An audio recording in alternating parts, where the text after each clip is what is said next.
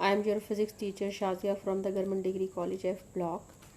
Today is the 15th lecture of week 3. We will continue chapter number 1 electrostatics, the learning.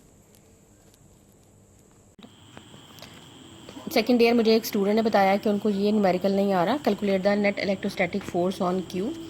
Net का मतलब ये कि जो है को आपने उसका रिजल्टेंट फाइंड आउट करना है। नेट से हमेशा रिजल्टेंट ही होता है। रिजल्टेंट जो होगा वो क्या होगा कि आपने फर्स्ट ईयर में सेकंड चैप्टर में पढ़ा है कि जब रिजल्टेंट आपने फाइंड आउट करना है तो किस तरह से होगा कि अगर आपने वो चार्ज है तो उसमें से आपने उसकी मैग्नीट्यूड की, अगर जैसे रिजल्टेंट ऑफ द फोर्स है तो आपने उस फोर्स की मैग्नीट्यूड की वैल्यू जो है मैग्नीट्यूड की वैल्यू फाइंड आउट करनी है। फिर और फोर्स की और क्या फाइंड आउट करना है, फोर्स की डायरेक्शन फाइंड आउट करनी है। और ये दोनों चीज़ें जब आप फाइंड आउट कर लेंगी तो आपके पास नेट वैल्यू आ जाएगी। यहाँ आपको उन्होंने डायग्राम जो है वो गिवन है आपके न्यूमेरिकल में, और न्यूमेरिकल में सिर्फ इतनी सी स्टेटमेंट लिखी हुई है। Q1 चार्ज गिवन है 1 माइक्रोकूलम, Q2 चार्ज गिवन है -1 माइक्रोकूलम, फिर उसमें एक Q चार्ज है विदाउट एनी रिप्रेजेंटेशन 4 माइक्रोकूलम, और उसमें डिस्टेंस जो है Q1 to Q distance 1 metre, Q2 and Q distance 1 metre, दोनों डिस्टेंस सेम है। फिर डिस्टेंस आप ये देखें कि एक परपेंडिकुलर ड्रॉ हुआ है, ये परपेंडिकुलर 0.8 मीटर का है। यहाँ से लेके यहाँ तक डिस्टेंस 0.6 मीटर, और यहाँ से डिस्टेंस यहाँ तक 0.6 मीटर। एक एरो बनाया हुआ है और एक फोर्स जो है वो मेंशन है कि एक फोर्स F है, और उसमें जो है वो F को इस तरह से उन्होंने छोड़ दिया है। इट मीन कि अब आपने इसमें से जो है वो बना सकती हैं वैल्यू किस चीज़ की, रिजल्टेंट आप फाइंड आउट कर सकती हैं। इस डायग्राम को आपको अगेन बनाना पड़ेगा कि आप जब बनाती हैं डायग्राम तो वो किस तरह से बनाएंगी कि आप इस एरो के को अपवर्ड एरो ले जाएंगी। ये आपने इसको एरो को अपवर्ड लेके, मैंने आपको कहा था कि जो भी काम आप खुद करती हैं वो आप डॉटेड लाइन से करें, ये नहीं कि आप स्ट्रेट लाइन अगर लेके जाना चाहती हैं स्ट्रेट लाइन तो स्ट्रेट लाइन लेके जा सकती हैं। अब आप क्या कर रही हैं, आप जो है वो फोर्स को रिजॉल्व कर रही हैं, फोर्स को रिजॉल्व कर रही हैं। अब उसको हमने मेंशन कर देते हैं कि ये फोर्स F1 है। अब आपने जब फोर्स F1 को रिजॉल्व किया, resolve the F1 force into its rectangular component. अब आपने इसके रेक्टेंगुलर कंपोनेंट, आपके पास ये दो कंपोनेंट्स आ गए। दो कंपोनेंट्स को कौन कौन से होते हैं, एक अलोंग एक्स एक्सिस और other component along Y axis. आप उसको रिप्रेजेंटेशन दे देंगी F1x F1y, दोनों को आपने इसको रिप्रेजेंटेशन दे दी। अब एक और फोर्स है जो ये उसने एरो से इस तरह से हमने उसको मेंशन कर देना। उसने कहा ये F2 फोर्स है। F2 फोर्स आप ऑटोमेटिकली देख लें कि F2 फोर्स को एक बेस मिल गई है जब आपने F1x की बेस दी है, F1 की और बेस कंपोनेंट का आपने दिया है तो उसमें आपको F2 का भी बेस कंपोनेंट मिल गया। इट मीन कि जब आप उसको देखेंगी तो ये F2x है, ये F2y है, ये आपके पास दोनों वैल्यूज़ आ गई।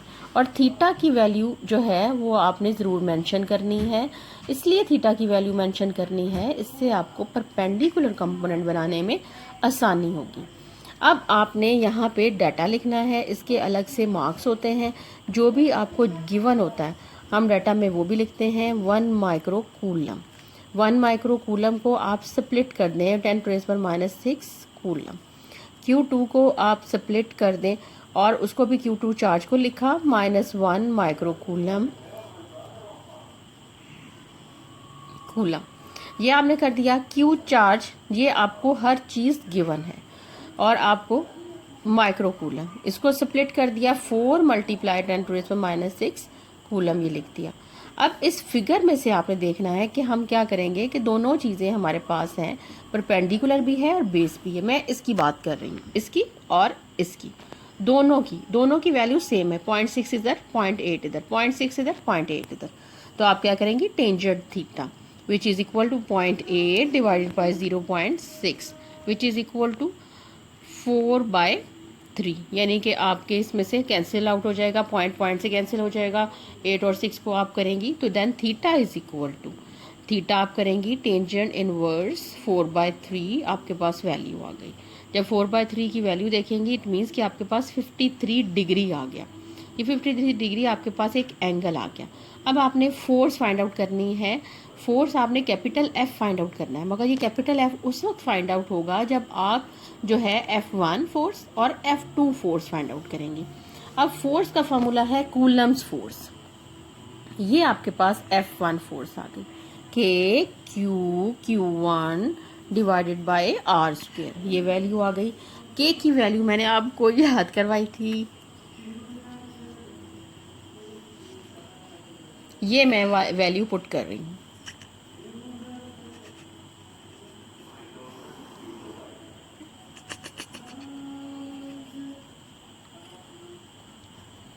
ये देखें, ये वैल्यू आपके पास आ गई 10⁻³ न्यूटन। फोर्स की वैल्यू, फोर्स की unit Newton. F1 force, F2 force के Q2। देखें, ये देखें, हम इस पॉइंट पे थे। F2 is equal to force is equal to K Q2 over R square. ये फोर्स की वैल्यू आपके पास थी। इस फोर्स की वैल्यू में जो है वो आप सारी वैल्यू पुट करेंगी, जैसे मैंने ये वैल्यू पुट की है, और इसकी एक रिजल्टेंट वैल्यू फाइंड आउट कर लेंगे कि इसकी क्या रिजल्टेंट वैल्यू है। तो अगर आप इसकी रिजल्टेंट वैल्यू लें तो इसकी रिजल्टेंट वैल्यू जो है वो 36 मल्टीप्लाई 10⁻³ न्यूटन ही आएगी। अब आप देखें कि F1 का मैं रिजल्टेंट फाइंड आउट कर रही हूँ, नेट फोर्स फाइंड आउट कर रही हूँ F1 की। जब आप F1 की रिजल्टेंट फाइंड आउट करती हैं तो उसको आपने उसके along X axis Y axis component लिखने हैं, और unit vector along X axis और वाई एक्सिस लिख दिया। F2 का रिजल्टेंट फाइंड आउट कर रही हूँ, F2 x है, I है, और प्लस F2 j है। ये रिजल्टेंट आ गया, यानी कि दोनों फोर्सेस का रिजल्टेंट है।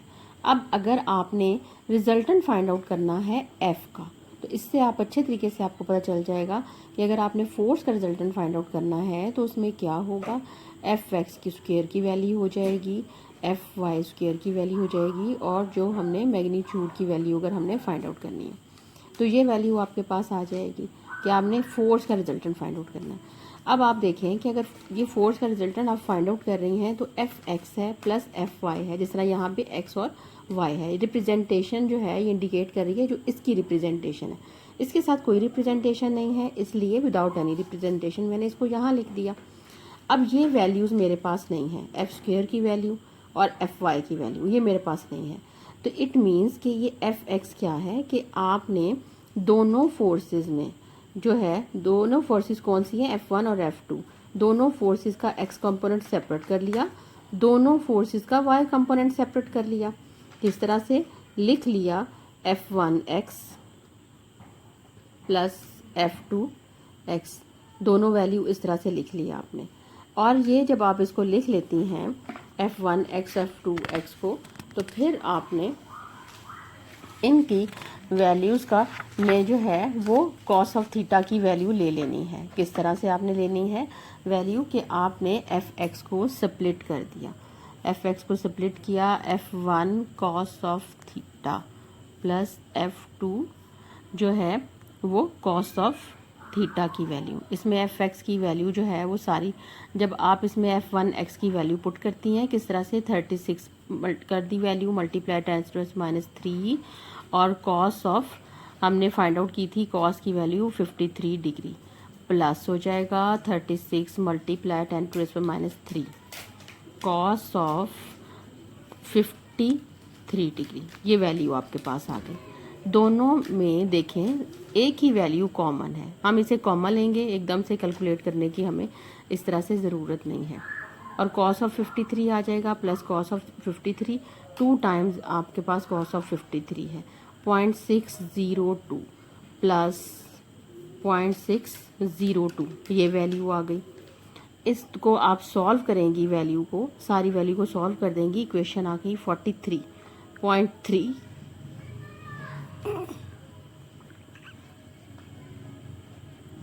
सेम इसी तरह Fy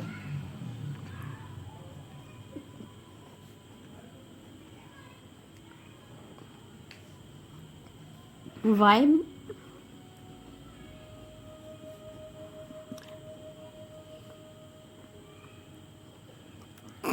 ये आपने एफ वाई की वैल्यू है F1y F2y, ये इसमें ये देखें y मीन साइन थीटा, मैंने इसको स्प्लिट कर लिया।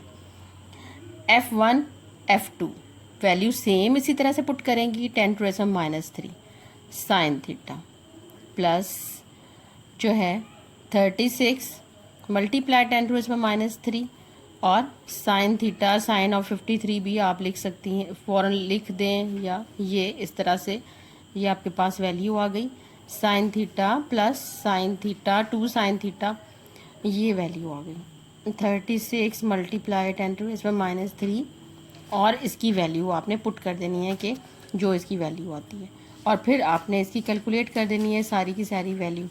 जब आप इसकी वैल्यू फाइंड आउट करती हैं साइन माइनस, तो जो वैल्यू आएगी आपके पास, वो वैल्यू जो होगी वो आपकी माइनस में होगी, यानी आपका साइन ऑफ 53 डिग्री है और प्लस का साइन ही इसके साथ आएगा।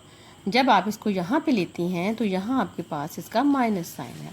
इट मीन कि आपके पास जो रिजल्टेंट हो जाएगा वो ज़ीरो हो जाएगा, और यहाँ पे Fy की वैल्यू इक्वल टू ज़ीरो हो गई, और ये Fy की वैल्यू ज़ीरो हो गई। और मैंने आपसे कहा था कि आपने इसकी रिजल्टेंट वैल्यू फाइंड आउट करनी है। रिजल्टेंट आप वैल्यू इसकी कैसे फाइंड आउट करेंगी कि आप Fx की वैल्यू स्क्वायर प्लस F2y² और ये वैल्यू इसकी फाइंड आउट करेंगी, और एक वैल्यू आपके पास ये ज़ीरो हो गई, ये रिजल्टेंट फाइंड आउट हो गया। इसका मैंने अंडर रूट ले लिया, f की वैल्यू आ गई। ये आपके पास सिर्फ एक वैल्यू है 43.3, और ये वैल्यू आई है आपके पास 43 की वैल्यू आई है, मल्टीप्लाई 10⁻³ इसका स्क्वायर प्लस ज़ीरो, ये वैल्यू हो गई। अब ये आपके पास जो है वो f की वैल्यू है, यानी आपके पास जो वैल्यू आ जाएगी f की स्क्वायर लेंगी और फिर अंडर रूट लेंगी, ये वैल्यू आपके पास आ गई 0.043 और न्यूटन की वैल्यू। जब आप फोर्स ले रही हैं, the forces are the opposite in direction, direction इनकी दोनों की ऑपोजिट डायरेक्शन है। आपने टेंजेंट थीटा, मैंने आपसे कहा था आप दोनों चीज़ें लेंगी, मैग्नीट्यूड फाइंड आउट करेंगी, डायरेक्शन फाइंड आउट करेंगी। It mean Fy divided by Fx is equal to 0.043 equal to 0। Net resultant force जो होगी आपके पास किस तरह से, ये इसकी वैल्यू आ गई। रिजल्टेंट फोर्स जो होगी makes an angle theta equal to 0 with x axis, और फिर ये आपके पास इस तरह से वैल्यू आ गई। अगर आप इसे, हाँ जी स्टूडेंट्स, ये देखें कि टेंजेंट थीटा की वैल्यू आ गई आपके पास Fy डिवाइडेड बाई Fx। जैसे मैंने आपको फर्स्ट ईयर में सेकंड चैप्टर करवाया था कि आपने रिजल्टेंट फोर्स की वैल्यू फाइंड आउट की थी, तो फोर्स की वैल्यू आ गई, टेंजेंट थीटा की वैल्यू आ गई, इक्वल टू 0 हो गया। F1y and F2y equal in magnitude, जो मैंने नेगेटिव साइन लगाया था, आपके पास जब भी फोर्स की वैल्यू है तो उसका रिजल्टेंट आपके पास है तो वो पॉजिटिव साइन में होगा, मगर अगर फोर्सेस ही ऑपोजिट डायरेक्शन में हैं तो तब आप बाद में उसका नेगेटिव साइन लगाएंगी, तो in magnitude but opposite in direction. तो इसलिए जब जो है वो F जो होगी आपके पास F1y जो थी, F1y की जगह साइन थीटा, और जो है प्लस लिखेंगे F2। मैं दोबारा से आपको ये चीज़ जो है वो समझा रही हूँ कि आपने फिर F1 sine theta negative sine, F2 sine theta, ये आपका डायरेक्शन को इंडिकेट कर रहा है। ये अपने माइंड में आपने इसको रखना है। Thank you so much. और आपका जो है आपने अच्छे तरीके से इस न्यूमेरिकल को देखना है और जो है वो समझना है कि किस तरह से इसकी डेरिवेशन होगी। अल्लाह हाफिज़।